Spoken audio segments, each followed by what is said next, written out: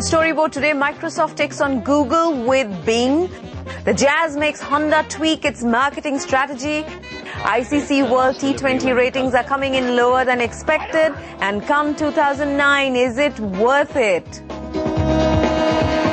Let's start with Microsoft's multi-million-dollar challenge to Google's global monopoly in the search engine space. It's called Bing, and media reports suggest that Microsoft is spending close to $100 million to advertise it just in the USA. In India, Google has a market share of 81%, with Yahoo trailing a distant second with 9%. Sana Vishwanath finds out what Bing, that's positioned as a decision engine delivering more targeted and categorized results, is doing to make it to our everyday vocabulary.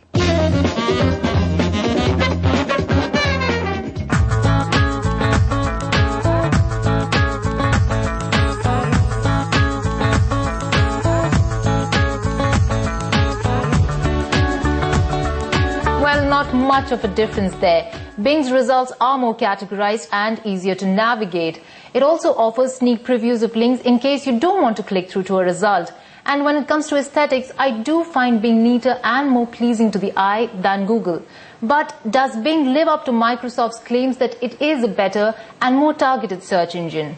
Let's hear it from the people whose job it is to track the category. It's clean. You're so used to seeing the blue links in bold and in different fonts on Google, and then you have the contextual ads on your right hand side of the screen. Wherein here you found this right in the middle, and you had options on the right and left, and as you went to each link, the alternative option for that particular result which popped up. That was an interesting thing. There's a phrase you call putting lipstick on a pig. You just take something and dress it up prettily. And I see a lot of what's really happened in Bing is the quality's come up to Yahoo level. It's not yet at Microsoft level. And it's been given a nice new face. That I don't think that enough is really going to help me change my consumer habit from Google. People change habits either when there's dissatisfaction with the current provider or somebody else offers one, superior satisfaction. So I think on both these counts, Bing is failing because there isn't enough dissatisfaction with Google. All right, there's 1 billion plus searches a month from India alone on Google. So there isn't dissatisfaction, and at the same time there isn't any superior satisfaction I'm getting out of Bing. We don't need queries and keywords if they bring back... In the 500 crore rupee search engine space in India, Microsoft has so far managed a market share of a tiny 1.7%, with livesearch.com and msnsearch.com before that. 90% of the search usage in the country is done through Google. Microsoft is hoping that with Bing, it will be able to challenge the market leader and capture the search market, considered a critical component in the digital space. And for this, the company is giving Bing a boost with what it calls one of its largest investments ever. It's time to Bing and decide. If you look out at the search market offerings out there, research threw up some really interesting data. Almost half the searches that are done by consumers today, based on the technology available, really don't lead to any results. People either abandon them or they've got to redo those searches. Clearly, more than two-thirds, about 72% of the people are not very happy with the way the results are really projected onto their PC, and therefore find it difficult to really get work done. And IE was a leading browser. Firefox has pretty much come and taken a huge chunk of its market share away. Opera is chipping away, Safari is chipping away, and Google's own Chrome is chipping away.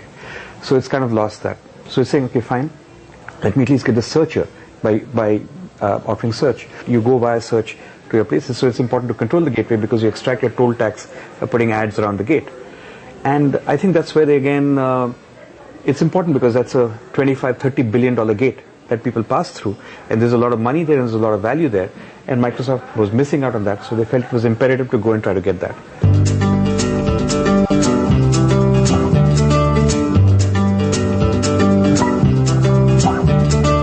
Industry trackers say that Bing may not really pose as a threat to Google. They say users will gravitate towards a search engine that offers more services under one umbrella, and Google has value-added services like these, all accessible on its homepage. They've also upgraded its search options. We always welcome competition because competition brings choices to the users, And that's good for Google as well because it makes us work that much harder. Just in the last few weeks, we've actually introduced a lot of new innovations on search.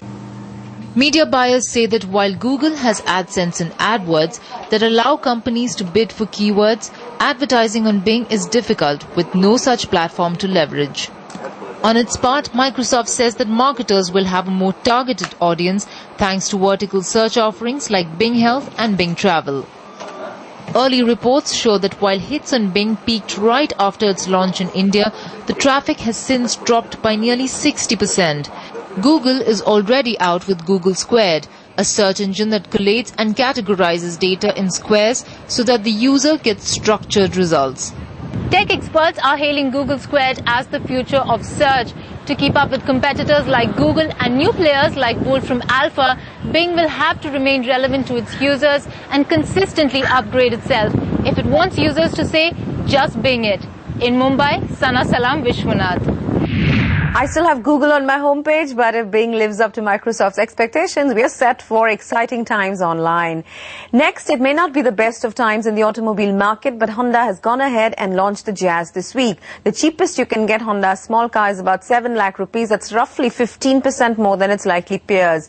And in an unusual move, Honda has got a new ad agency in, and for the first time, it has a new launch TV campaign. Sumantra Borua finds out if the Jazz will overtake the i20 and the Fabia. Friends, this is the youngest Honda in India. And it's the Jazz that will carry Honda's aspiration to be seen as a younger brand. The cheapest Jazz at over 7 lakh rupees is the most expensive hatchback model in India. Its challenge will be to expand the super hatchback segment that includes the Skoda Fabia, the Hyundai i20 and the Chevrolet Optra SRV, which add up to about 4,500 cars a month.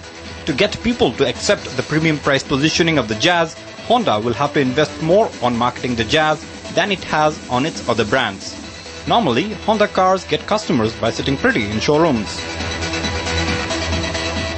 It's very crucial that people have a look at the product, experience it inside and outside. And the moment they see the car inside, outside, our job is done. So a lot of ground level activities, events, etc. have been organized over the coming months to take the car to the customer. We'll not just wait for them to come to the showroom.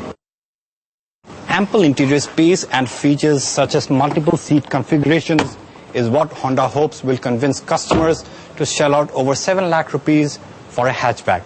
And it hopes that a major chunk of Jazz customers will come from Honda's existing customer base. The initial bookings have validated this expectation.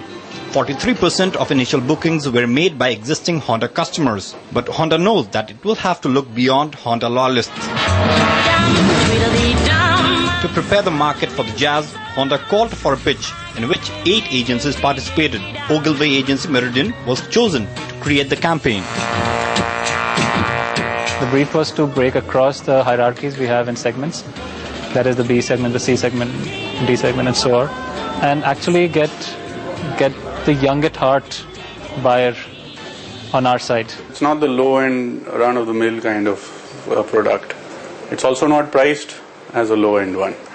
So it's going to fall in between known segments with new customers.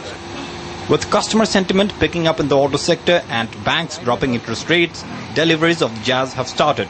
The question now is, will Honda meet its monthly target of 1,500 to 2,000 Jazzes in the first month of launch? Perhaps that's where Honda's famous brand equity will be put to the test. The Jazz looking to burst the bubble of super hatches as well as sedans. On Shop Spot, we have a fun spot for Pepsi Max from France. Let's take a look. Mr. Goodman, what makes you think you're qualified for this job? Oh! Ah! Stop punching me! Please!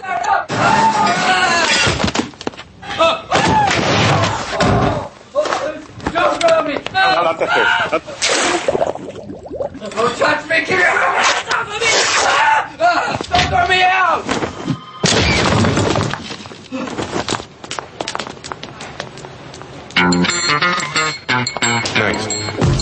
Serious, huh? Get it? Get in the groove, it's easy. Just let your body move. I'm a love guru. What a good credit crunch tip from Paris for how to get the job.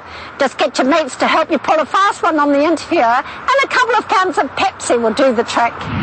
I prefer the Super Bowl spot that Pepsi Max put out, but different strokes for different folks. Up next, Australia's out, but India continues its defense of the ICC T20 World Cup. Coming up after this break.